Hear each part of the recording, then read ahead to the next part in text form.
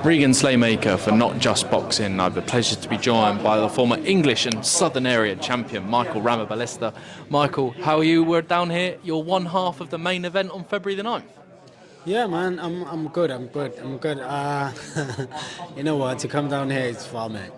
It's far, but hey, it's a show that we should make it happen. And yeah, I'm looking forward to it. That's why I came here. Definitely as well. Obviously fighting Tom Welland on February the 9th. My first question, what do you know of Tom going into this one? Yeah, actually, I watched a couple of fights since I've been matched anyway. So yeah, I've watched the kid. He's a good kid. Yeah, it's a upcoming kid, which is, you know, we all prospect when you come up. Yeah. And it's a good kid. He's a good kid. Definitely as well. Obviously, you fought at championship level. You've won the Southern Area, you've won the English, two very historic belts domestically in boxing. I mean, how important is your experience going to be going into this fight? I mean, it's very important. I mean, experience, you don't buy experience. You know, you don't buy experience. And like you said, I box very, very good fighters. So my experience comes from my past fights, which is I box very, very good fighters. Kids who have, I would say, probably most they are better than Tom in terms of experience. So yeah, it's very important. Definitely. What fight in your career? Obviously, I was looking at your record, and it's name after name after name on your record. You fought everyone, Michael, kind of. But what fight? What's the one fight that you might look back on the most proudly, or that you learnt from the most? Which fight would that be?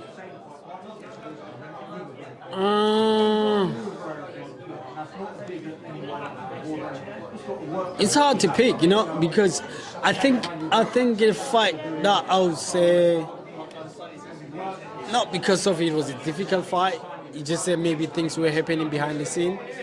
For my WBC title, you know, I wouldn't say I've learned something in the ring, but you know, eventually you learn things that you need to do and things that you have to take, you have to disagree with.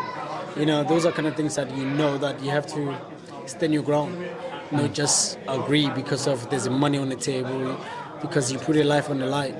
Yeah, definitely as well. And obviously you're headlining on top tier as well. You're obviously a win here, Michael.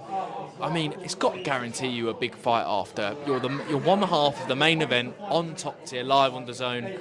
You get a win, you surely get a big fight, no? Yeah, I believe so. I mean, the zone is huge, man. It's all over the world.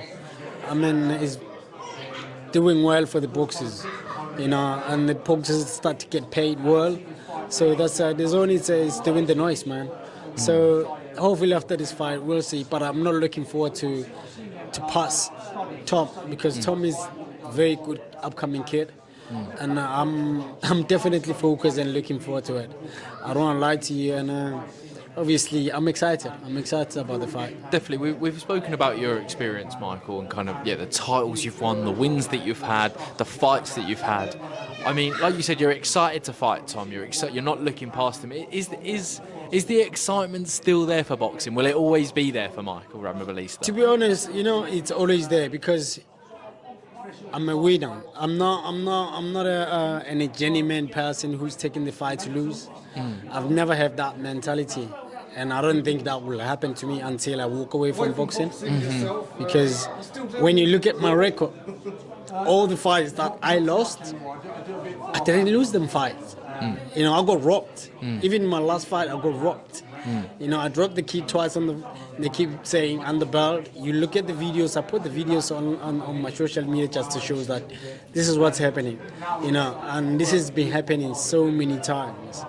If I've been getting beaten in boxing, probably I was going to retire. So I've never taken any punishment from boxing. You know, and my last fight was not even 50%. You know, there's a lot of things I was going through, but I won the fight.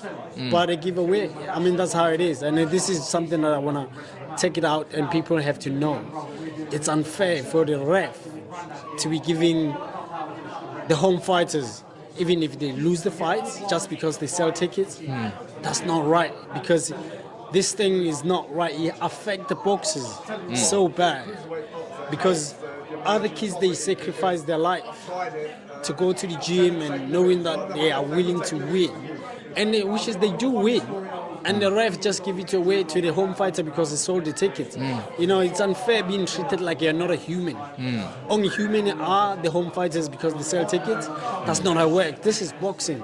You go to earn it. You go to win in the ring. No, all the time the refs have to be. When you go as an away fighter, you're always thinking, shit. If it gets to the point, I'm not gonna get it. They're gonna give it to him. That's what's happening. It's been happening to me so many times. I'm not talking about other people. I'm talking about myself. So, and then there's a kids who are killing themselves, depression.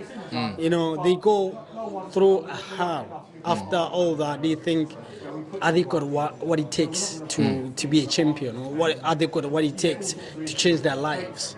They doubt themselves because of the ref. They don't really give a shit about them.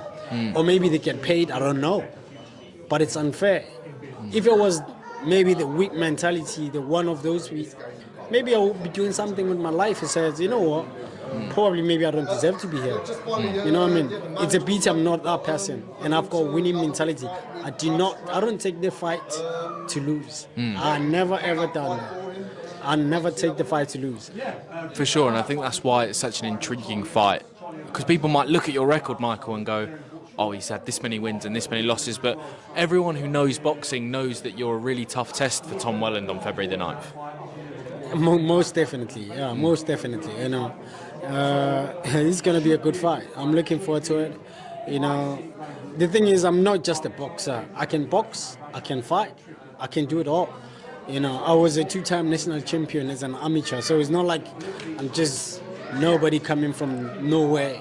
I qualified for the Commonwealth Games, so I'm not just a boxer. And I probably, like I said, if I was getting battered, I was going to walk away from the sport. And lucky enough, God is amazing. He's looking after my body. And, I don't party, I don't drink. I look after my body. And I'm feeling great all the time. I do what I do. I would like to feel. I would like to know how does it feel like to get to 40, because I don't know how does it feel like to get to 40 because I haven't been in that age yet. Yeah. Because I really don't know how it feels like, because I look after myself and I still do things that the kids they can't do it. Because maybe that's because I look after myself. You definitely do as well, and it shows with the long career that you've had and the titles that you've won as well. I think Ryan Amos and the gentleman you beat for the Southern area, I think they learnt the hard way as well, Michael. My last couple, Michael, as well. You obviously everything you said about kind of the robberies that have happened in your career and things like that. It's just thought, what's one thing that you would change with the experience that you've had in boxing? What's one thing that you would change about boxing? To be honest, I'll change for the ref to be a judge. Okay.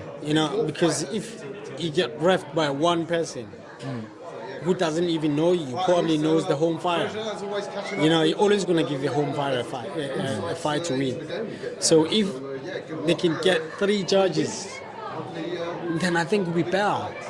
Because you don't know what that ref, the other judge, how did he see the fight? And the other one, how did they see the fight? And the third one, how did they see the fight? Than one ref.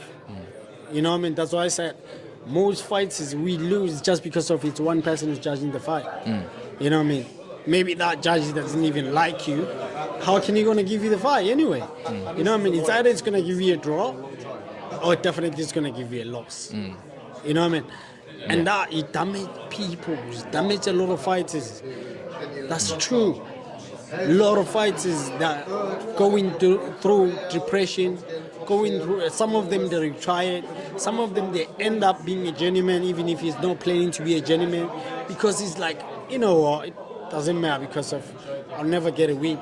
You know what I mean? He never chases his dreams. He never chases his goals to be probably maybe he turned pro to be a world champion. That dream, it's gone. The judge is just gonna take it away. Yeah, that's not nice. No. You know what I mean? So just we have to be fair, man. We all put our life on the line. We all put our life on the line, but you have to be fair, to be honest. So the boxing is a tough game. You know, we go through, we put your body in pain all the time to win, not to get robbed. Yeah. If you lose, fair enough. You lost. You've tried your best, and you get battered. That's it. Then you walk away knowing that I lost that fight. I've tried my best. Then it's fair. Than knowing that I won the fight, but they didn't get the decision. And people who doesn't know boxing, obviously you go and look at the records. Obviously, you're not going to get the chances. You don't get the opportunities because they think you're always the loser. You know what I mean? It's a pity. I mean, other people, they just make living out of boxing, and they got nowhere to go, mate. You know what I mean? Definitely, I think that's why boxing, it's a sport we love, but it's also one of the most unforgiving sports as well. It is. As well, Michael, as well. My final one, I could talk to you for hours, Michael, so thank you for your time. We ask everyone who comes on the channel this, when all said and done, what does boxing mean to you? Boxing means a lot to me, because if it wasn't boxing, I don't know where I would be, because boxing changed my life. I am the man I am today because of boxing. I'm doing things that I do outside boxing because of boxing. You know, I'm also helping the kids. They are young, upcoming kids. Who I'm trying my best for them to see the positive side. You know, boxing changed my life a big time, man. You know, like I said, I'm doing things that I do outside boxing because of boxing. You know, I am the man I am today because of boxing. You know, I'm living the life I'm living today because of boxing. So, yeah, boxing helped me a lot. You know what I mean? So that's why I want to put it out there for the young upcoming kids that when you come in boxing, never compare yourself with anybody. Stay in your lane and do what you got to do to be the best you. You know what I mean? Don't look at your mate just because of your mate is doing this. Why not you? If it's not your time, it's not your time. Your time will come, and then you'll shine when it's ready. So don't never ever compare yourself with nobody. And then make sure when any fight opportunity comes, when you make money, make sure you save money. Don't spend money in the party, spraying the money out, because this is a sport and it ends anytime. And then you'll cry, you end up hanging yourself, depression, or killing yourself. So do not ever compare yourself with anybody. Michael Ramabelesta, thank you very much for your time. It's been a pleasure. Thank you. Nice one. Cheers. Go, go, go.